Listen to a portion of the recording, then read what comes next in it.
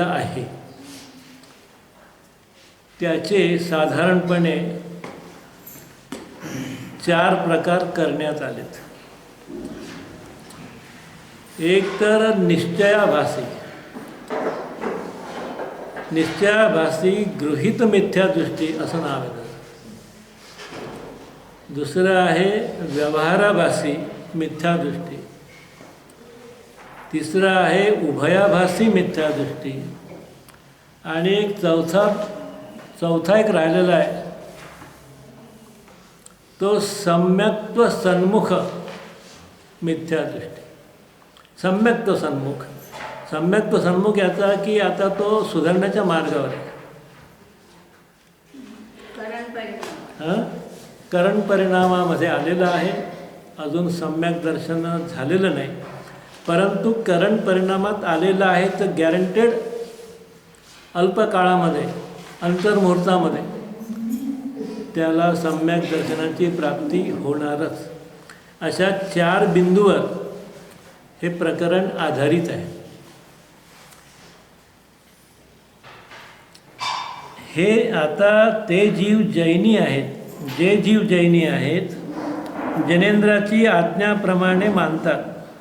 आज्ञा प्रमाण मानतात. प्रमाण त्यांच्याही ठिकाणी जे मिथ्यात्व राहू शकते त्यांचे वर्णन करतात. त्यांच्याही ठिकाणी मिथ्यात्व कसे का राहील व आम्ही सर्व जैन धर्मामध्ये आलेलो आहोत, सर्व पर्युषण पर्व पाळतो, सर्व काही जितके काही व्रत नियम आहे त्याची कधी पाळतोही, अनुमोदनही करतो, अडथळा आणत नाही, प्रवचनाला येतो, सर्व काही करतो, रीतिरिवाज सर्व बाळगतो, तरी मिथ्यात्वाचा ठपका आमच्यावर कसा काय येतो वा?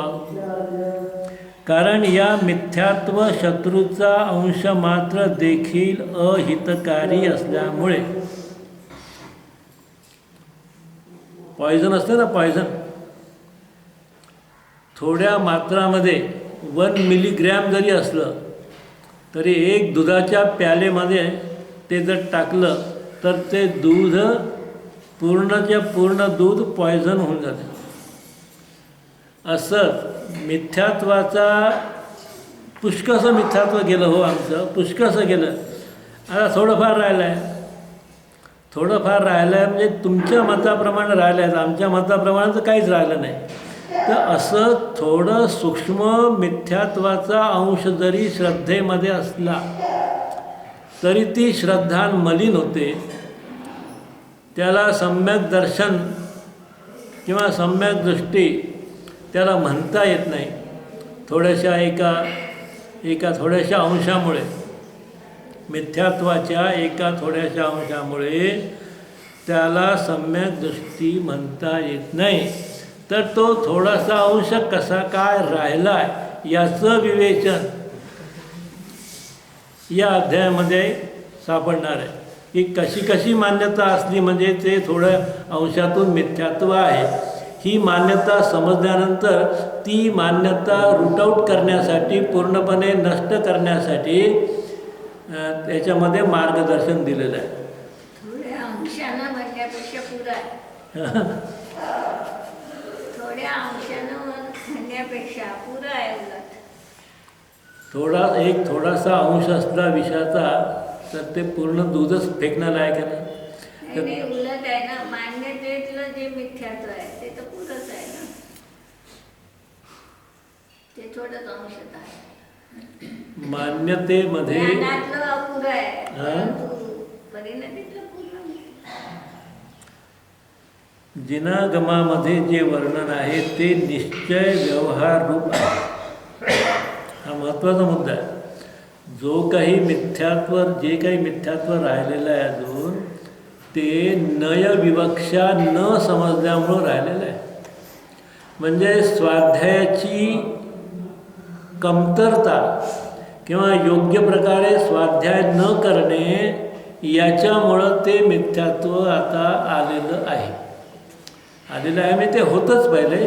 जे शिल्लक राहिलेलं आहे ते आता फक्त त्याला नयविवक्षा न समजल्यामुळे वस्तू स्वरूपाची प्रतीती प्रॉपरली करू शकत नाही.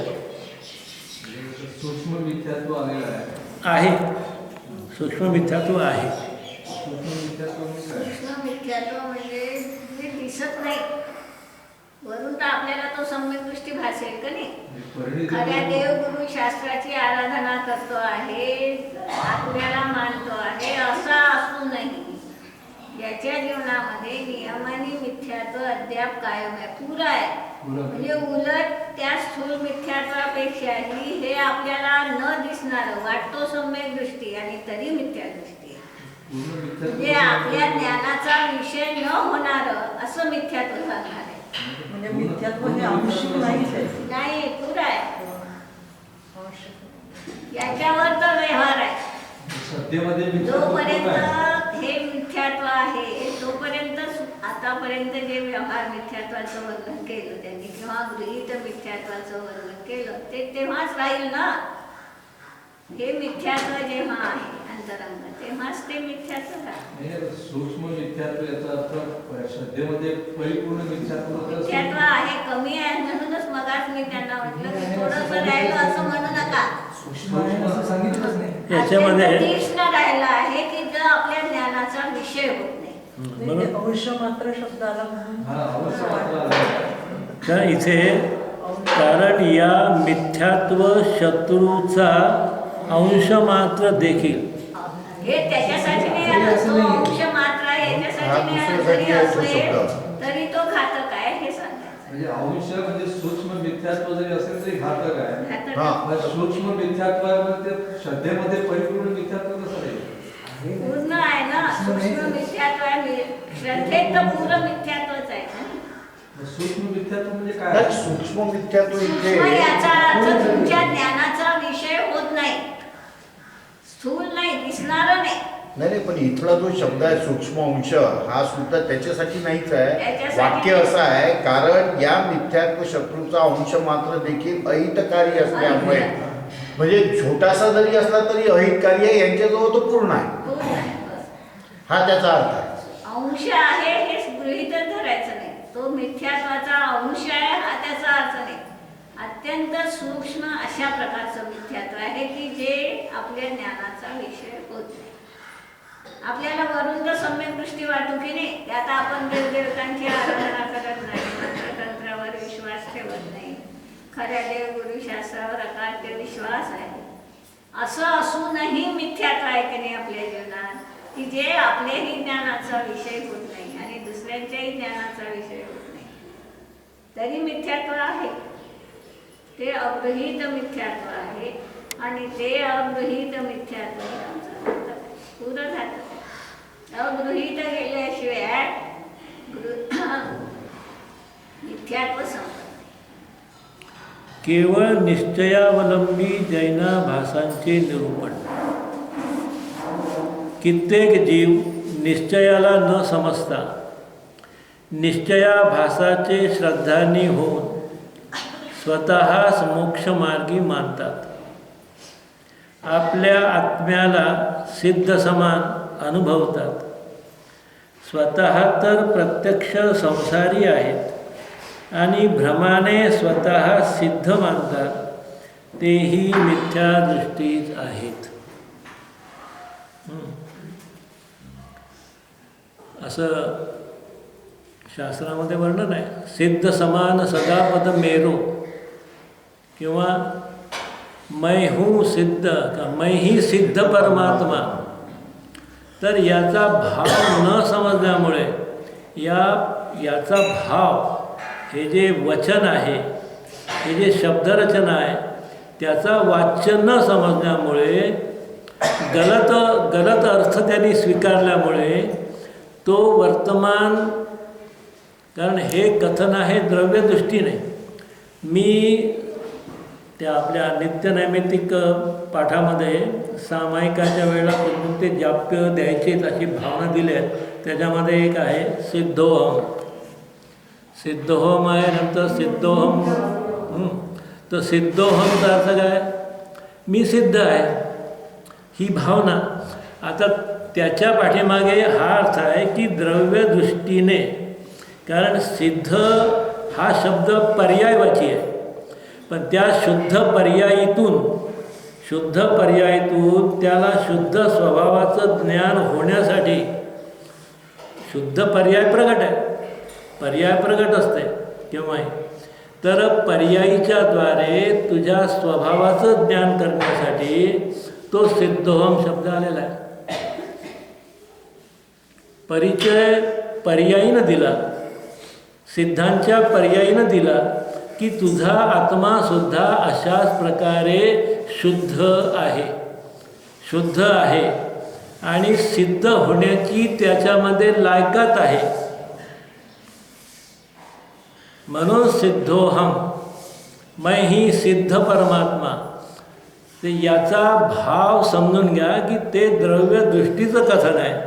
आणि कोणी जर मानत असेल की मी वर्तमान काळामध्ये सुद्धा सिद्धच आहे, मी मनुष्य नाही, मी सिद्ध आहे, तर पर्यायीच्या अपेक्षेनं जर तो असा मानत असेल तर तो निश्चयाभासी झाला, ते मिथ्यात्व आहे. ही गोष्ट सांगितली.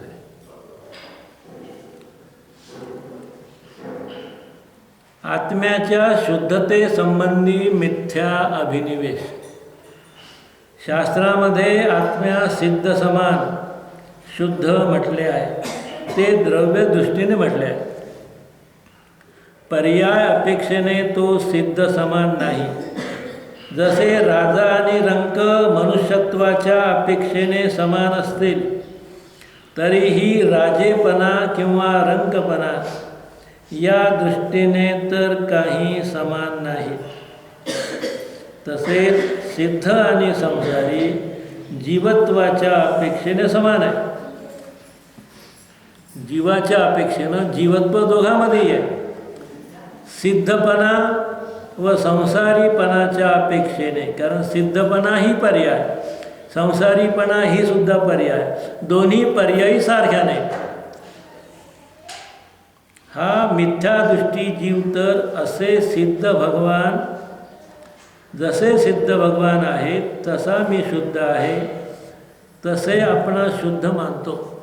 मिथ्या दृष्टी जो आहे तोच मिथ्या दृष्टी आहे का जो वर्तमान पर्यायाला नजरअंदाज करून वर्तमान पर्यायच माझी सिद्धाची आहे असं मानतो, तो मिथ्या दृष्टी.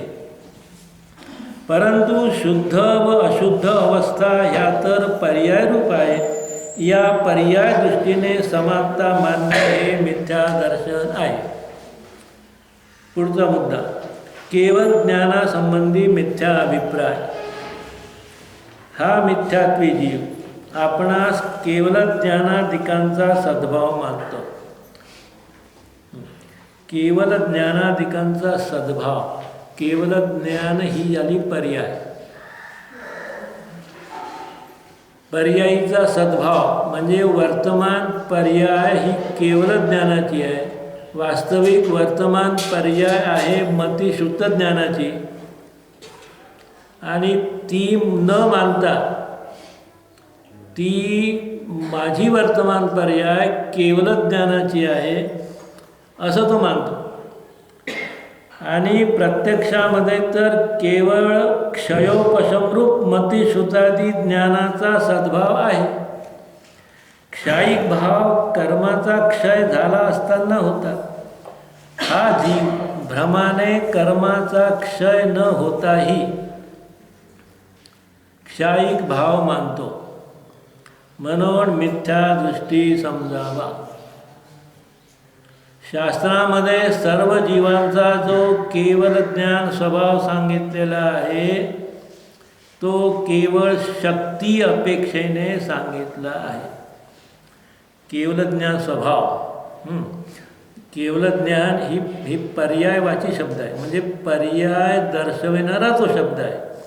परंतु पुढे स्वभाव सांगितलेला आहे. याचा अर्थ की प्रत्येक आत्म्यामध्ये केवळ ज्ञान होण्याची शक्ती आहे. ज्या वेळेला आपण सर्वज्ञत्व शक्ती पाहतो, आत्म्याच्या ज्या अनंत शक्ती आहेत त्याच्यापैकी ज्या छाटून छाटून सिलेक्टेड ह्या 47 शक्ती अमृतचंद्र आचार्यांनी काढल्या, त्याच्यामध्ये एक सर्वज्ञत्व शक्ती आहे. शक्ती ही कायम राहणारी वस्तू आहे. भलेही तिची व्यक्ती, त्याचं प्रगटपणा कधी होईलही किंवा होणारही नाही, परंतु शक्ती रूपाने आज सर्व जीव निगोदापासून तर सर्व जीव शक्ती रूपाने सर्वज्ञत्व शक्तीने युक्त आहेत. अभव्य जीव सुद्धा सर्वज्ञत्व शक्तीने युक्त आहे. ही जी शक्ती आहे, या शक्तीलाच पारिणामिक भाव म्हटलेला आहे. हा पारिणामिक भाव आहे. आता ही सर्वज्ञत्व शक्ती केवल ज्ञान शक्ती ही वेगळी आणि केवल ज्ञान पर्याय ही वेगळी. तर हा जीव भ्रमाने वर्तमान काळामध्ये स्वतःला सर्वज्ञत्व शक्तीचा धारी न मानता मी केवल ज्ञानाने युक्त आहे असा मानतो, हा त्याचा भ्रम आहे. हा झाला निश्चयाभासी मिथ्यादृष्टी.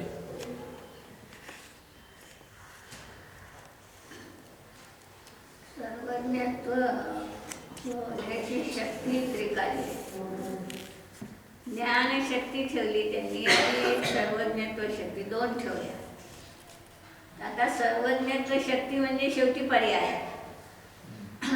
पण ह्या शुद्ध पर्यायीनं होण्याची योग्यता त्रिकाली असते आणि अशुद्ध पर्याय रूपानं परिणत होण्याची योग्यता एक समय मात्राची असते. काय म्हटलं नाही आलं. शुद्ध पर्याय रूपानं परिणत होण्याची योग्यता त्रिकाली असते आणि विकारी पर्याय रूपानं परिणत होण्याची योग्यता त्या समयाची असते, एक समय मात्र असते. उदाहरणासाठी पाहिलं तर मतिज्ञान रूपानं परिणत होण्याची योग्यता एक समय मात्राची आहे, पण केवल ज्ञान रूपानं परिणत होण्याची योग्यता त्रिकाली आहे. आणि म्हणून सर्वज्ञत्व शक्ती त्रिकाली शक्ती तरी घ्यावी लागली. एक सर्वज्ञत्व आणि सर्वदर्शित्व अशा दोन शक्ती अशा आहेत की ज्या पर्याय रूप असूनही तिथं त्रिकाली शक्ती घेतल्या गेल्या. तर त्याचं कारण समजून घ्यायचं आहे आपल्याला की जरी त्या पर्याय रूप आहे, पण त्या शुद्ध पर्याय रूप असल्यामुळे शुद्ध पर्याय रूपानं परिणत होण्याची योग्यता त्रिकाली आत्म्यामध्ये असते. विकारी पर्याय रूपानं होण्याचे मग प्रश्न तर हा उभा राहील ना, तर पर्याय रूपानं होण्याची जर त्रिकाली योग्यता आहे तर क्रोध रूपानं परिणत होण्याची योग्यताही त्रिकाली राहील. मग तिला कसं सोडणार? तर तो स्वभाव नाही. क्रोध रूपानं परिणत होण्याची योग्यता एक समय मात्राची आहे, त्याच समयी फक्त ती क्रोध रूपानं परिणत होऊ शकते. पण सर्वज्ञत्व शक्ती जी आहे ती त्रिकाली योग्यता घेऊन आहे आणि म्हणून त्या त्रिकाली योग्यतेलाच पर्याय रूपानं केवल ज्ञान पर्याय रूप आज मी आहे असं मानलं तर तो निश्चयाचा एकांत. दुसरे स्वभाव पर्याय म्हणून त्रिकाली म्हटलं. हा, योग्यता त्रिकालीच असते स्वभाव पर्याय रूपानं होण्याची. आज आपल्याजवळ सिद्ध होण्याची ही त्रिकाली योग्यता आहे. त्यांनी म्हटलंय 320व्या गाथेत आचार्यांनी जयसेनाचार्यांनी स्वयं म्हटलं की सगळे संसारी जीव शुद्ध निश्चय नयानं आजही शुद्ध आहे आणि सिद्ध भगवान सर्वथा शुद्ध आहे. काय शब्द आहे आचार्यांचे?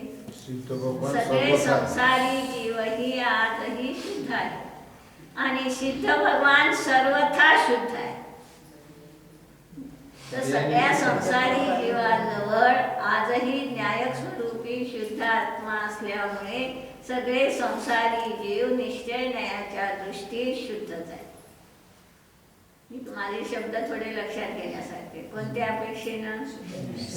शुद्ध निश्चय न्यायाच्या अपेक्षेनं सर्व जीव शुद्धच आहे.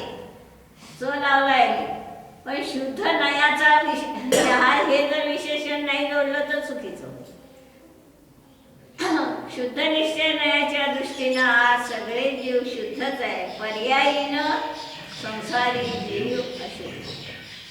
म्हणून हा नयाचा भाग जर आपल्याला कळाला नाही तर ही आपत्ती येते की जेव्हा आचार्य हे सांगताहेत की सगळे संसारी जीवही शुद्धच आहे तर आम्ही पर्यायीनं शुद्ध मानून बसलो. सिद्ध भगवान जसे सर्वथा म्हणजे स्वभावानं आणि पर्यायीनं शुद्ध झाले तसं स्वतःला हा मानतो म्हणून निश्चयाभासी होतो. काय कळालं? काय कळालं? नाही तर कळालं.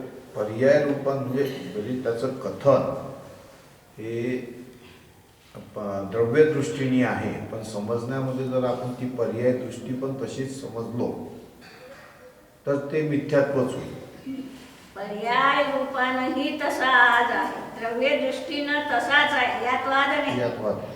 पण पर्याय दृष्टीने तसं म्हणजे स्वीकारलं तसं स्वरूप आपलं आहे पण पर्याय तशी नाही आणि तो पर्यायही तशी मानतो आणि म्हणून तो एकांती होतो मिथ्या दृष्टी. दुसरे कित्येक असेही मानतात की आत्म्याच्या प्रदेशामध्ये तर केवल ज्ञानच आहे, परंतु बाहेरून कर्माच्या आवरणामुळे प्रगट होत नाही एवढे.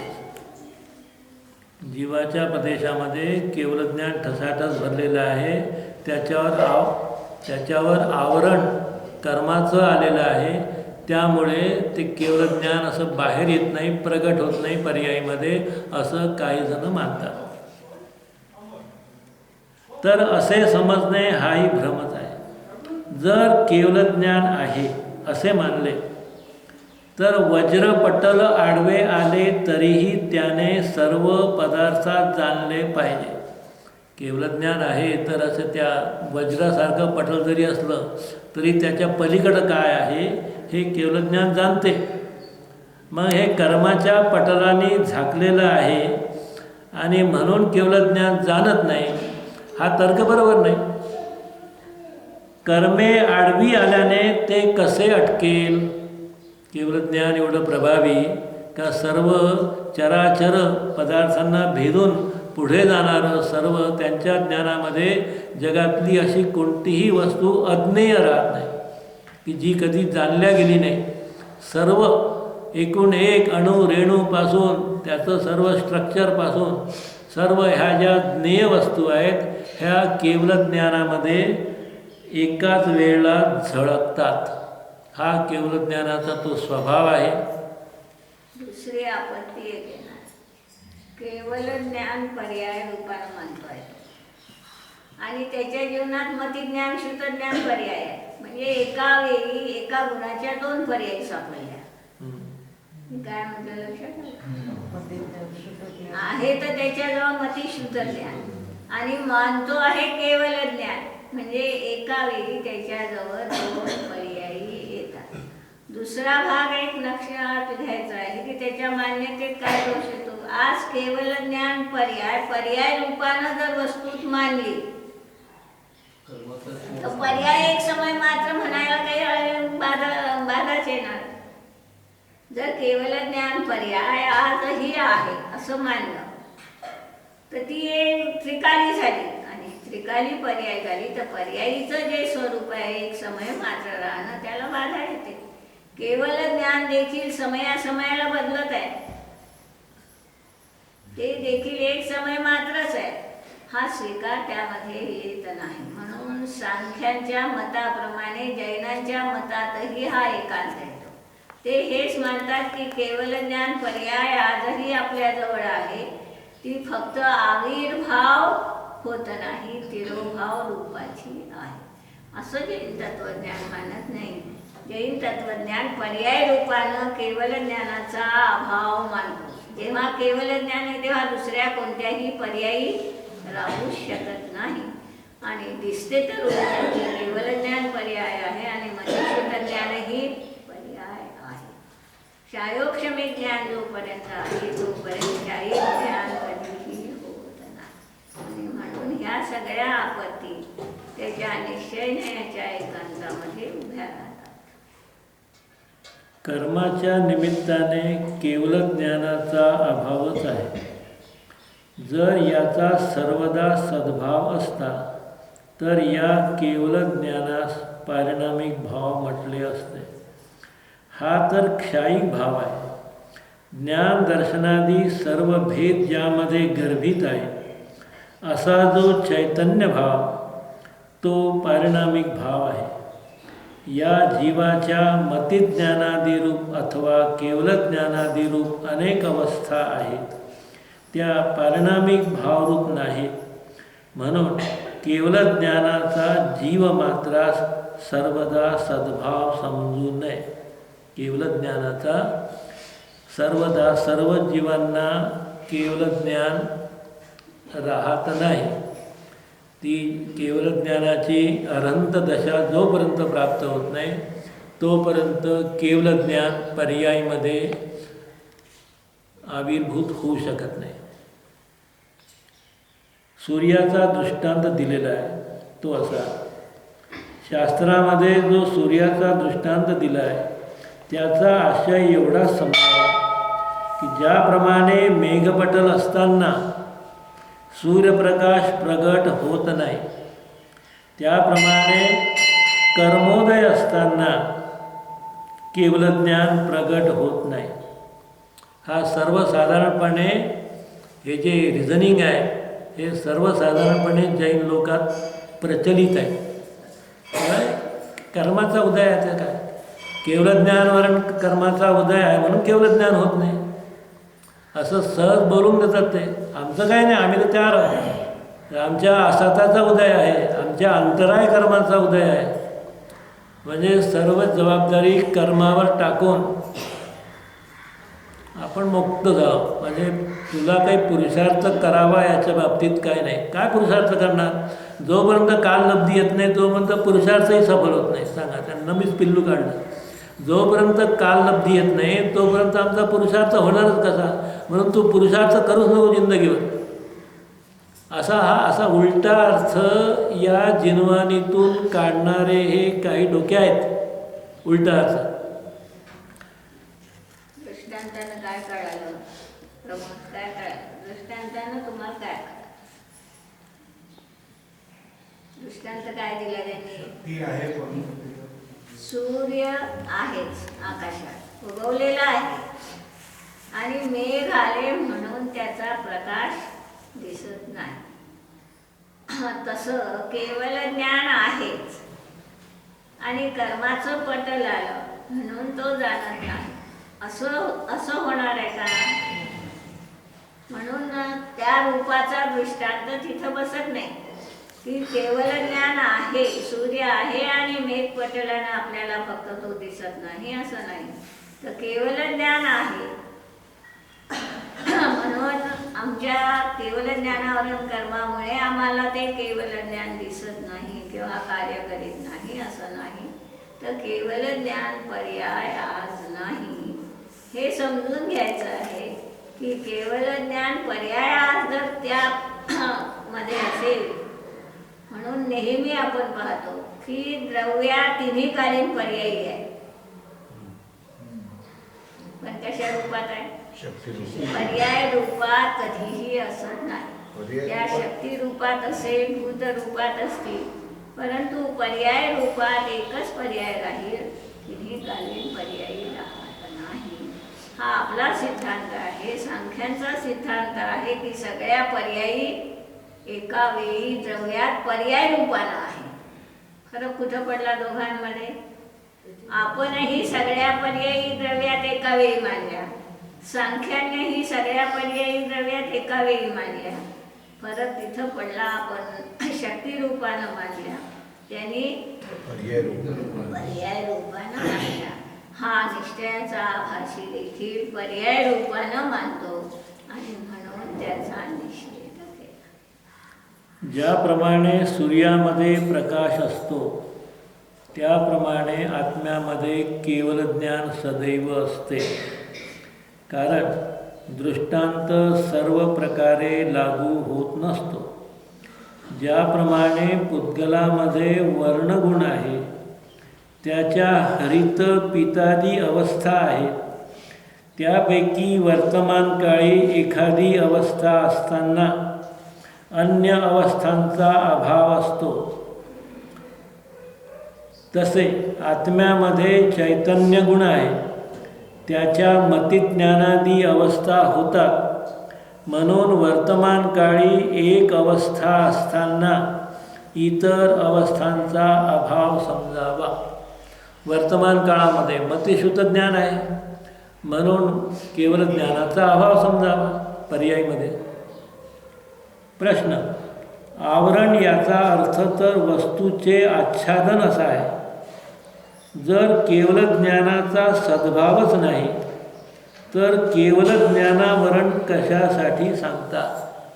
केवळ ज्ञानावरण कर्म, तर आवरण, तुम्ही आवरण टाकलं याचा अर्थ की आवरणाच्या आतमध्ये केवळ ज्ञान आहे असं गृहीत आहे. शंका करायचा प्रश्न आहे की केवळ ज्ञानावरण कर्म, तर आवरण शब्द केव्हा येईल? त्याची पहिले अस्थि असायला पाहिजे आणि मग त्याला झाकायला पाहिजे, तर ते कर्मांनी झाकलेलं आहे. तर असा प्रश्न आहे की म्हणजे केवळ ज्ञान आहे की नाही आत, असं त्याचं म्हणणं आहे. उत्तर: प्रयत्न काय लक्षात आला? काय आला बरं? केवळ ज्ञानाचा आज जर सद्भाव आपण मानत नाही किंवा तो नाही आहे, तर केवळ ज्ञानावरण कर्म कर्म आहे आम्हाला. आज आम्हाला ज्ञानावरणाचे किती भेद आहे? 5 पाचही भेद आहे का नाही? आहे. हां, तर मग त्या प्रश्न तिथं उभा राहिला की केवळ ज्ञान तर आमच्याजवळ नाहीच, मनपर्याय ज्ञान आमच्याजवळ नाही, मग त्याचं आवरण कर्म आमच्याजवळ कसं? प्रश्न हा आहे त्याचा. काय लक्षात आला? आज आमच्याजवळ केवळ ज्ञान नाही, अवधिज्ञान नाही, मनपर्याय ज्ञान नाही, पण त्यावर आवरण टाकणारं कर्म कसं आलं? मग ते असायला पाहिजे ना. आवरण केव्हा म्हणणार आहात तुम्ही? किती पर्याय आहे तिला होऊ दिलं नाही, त्या पर्यायीच आमच्याजवळ नाही, तर त्याचं आवरण टाकणारं कर्म कसं आहे हा शिष्याचा प्रश्न आहे. उत्तर आहे त्याचं शक्ती आहे, शक्तिरूपात आहे, परंतु ती व्यक्त होऊ देत नाही. या अपेक्षेने येथे आवरण सांगितले आहे. म्हणून हा एक भाग नेहमी लक्षात. कर्माची परिभाषा काय आपल्याला? ज्ञानावरण कर्माची परिभाषा काय? गुणाच्या पर्यायाच्या ज्ञान गुणाच्या पर्यायीवर आवरण टाकण्यास जे निमित्त आहे, पर्यायीवर आवरण टाकणारं कर्म गुणावर आहे. नाही. ज्ञान गुणावर नाही, तर त्या ज्ञान गुणा केवळ ज्ञानरूप होण्याच्या शक्तिरूप आहे. आणि म्हणून आवरण कर्मासाठी ते पर्याय पाहिजेच असा त्याचा अर्थ नाही. ती पर्याय नसतानाही ते कर्म राहू शकते. आज आपल्याजवळ आपण जसं पाहिलं होतं की एक मतिज्ञान स्पर्शनेंद्रियाने होणारं जे एकेंद्रिय जीवाला आहे, तेव्हा बाकीच्या इंद्रियांनी होणारं ज्ञान त्याच्याजवळ नाही, पण ते कर्म आहे. रसनेंद्रियावरही आहे, घाणेंद्रियावरही कर्म त्याला आहे. म्हणून त्या जरी नसेल तर त्या सगळ्या घातक कर्माचा सर्वाव जीवाच्या ठिकाणी नियमाने असतो, म्हणूनच त्या पर्यायी असत नाही. निज निधि निज को बताई अनंत अनंत उपकार है, उसके लिए जिन वाणी माँ को वंदना शत बार, वंदना शत बार है. म्हणता पहिला श्लोक बदलला फक्त. पंक्ति पंक्ति पद आत्मधर्म की मानो प्रगटा दिव्य प्रकाश, मोह महात्म क्षीण हो गया, शांत हुई मन की चिर प्यास, स्वानुभूतिमय मंगल परिणति जय